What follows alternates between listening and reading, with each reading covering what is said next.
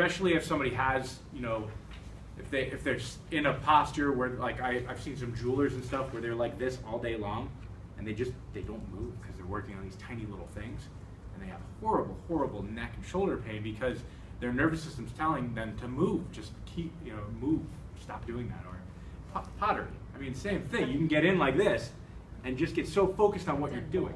Yeah, so focused on what you're doing that you can't move. I mean, if you move a little bit, like especially jewelry, you just mess everything up.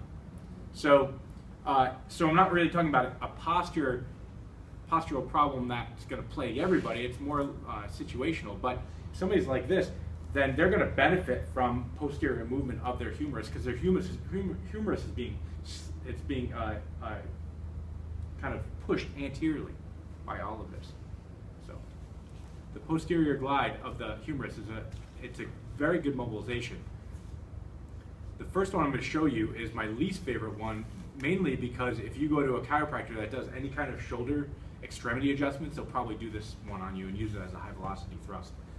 And I just don't think it's very good for the shoulder to do as a high velocity thrust. I think it's an okay mobilization, but the second one I'm going to show you will work for everybody. The first one's going to be a little bit awkward. Not bad, just awkward. Go ahead and sit up.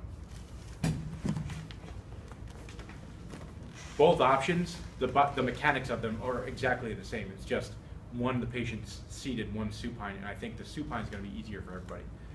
So let's say we want to glide this shoulder posteriorly. I'm going to bring your arm up. I'm going to flex the shoulder above 90 degrees.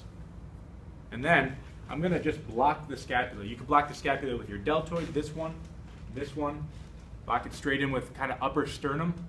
Really depends on your morphology in this region. So I usually kind of go upper sternum.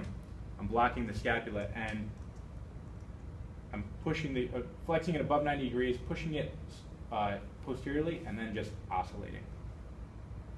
So my sternum is blocking the scapula, and the humerus is able to move. Not a lot. I mean, if you're getting like this kind of motion, that's weird. That's not the humerus at all. The humerus is only going to be able to glide back a couple millimeters, and that's what we get. Then line your back. This one's going to work. That one's a little, there's some awkwardness to that. It's not, again, not bad. And if we were going to do a high velocity manipulation, which again I don't recommend you do, you would kind of bring everything to attention and then pull back. And then sometimes you get a pop. And then sometimes that pop is you're rolling over the labrum. So same mechanics. This hand's going to go behind on the scapula, and this hand is going to block the elbow, and then I lean in with my body weight. Keep the shoulder flexed above 90 degrees. And this one, just like the crank test, you can make jokes about the patient. Stop hitting yourself. Don't do that. It only works in my clinic. But you're just kind of like, I'm leaning my body weight. I'm just kind of doing this. It's almost a wiggle.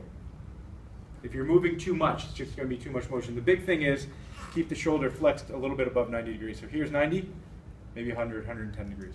And that's so you don't do any kind of superior glide at all. If I did that here, I'd be jamming the humerus up towards the acromion. That wouldn't be cool.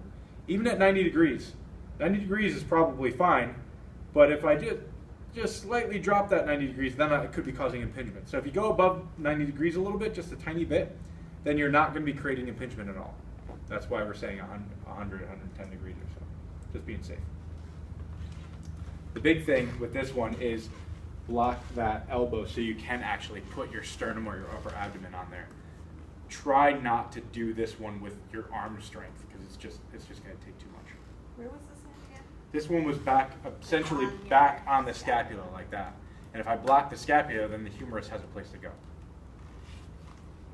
Okay?